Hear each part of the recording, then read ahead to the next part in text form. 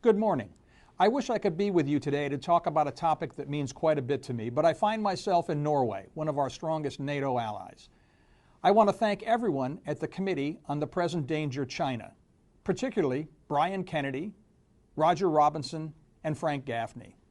I have always said there is a place at the table for China if it respects the rules-based international order. Unfortunately, China continues to flout the rules that keep us all secure and enable commerce to flourish. Beijing has a clear public record of coercion, influence, operations, and military actions that threaten the sovereignty of other nations and regional stability.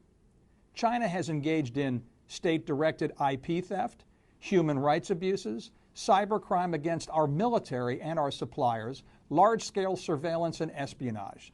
They also have violations of international law of the sea, coercion of developing nation to acquire ports, attempts to control the South China Sea, and the establishment of a polar silk route in the Arctic.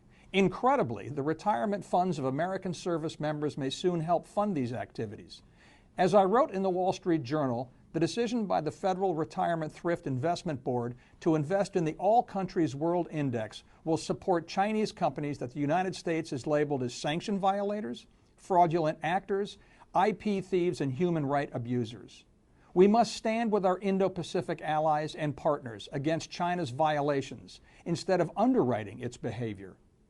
Even if I was to acquiesce to the argument of investors who believe national security and human rights should not be parameters for consideration in a true return model, I would still mandate that Chinese-listed enterprises file and report as required both by the SEC and PCAOB as all other listed companies do.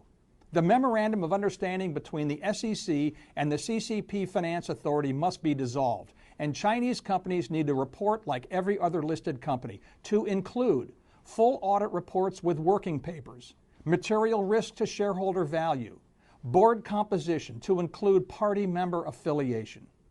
Thank you for letting me join you from afar, and thank you for your continued focus on this very important topic. It's a whole of government competition on both sides of the fence.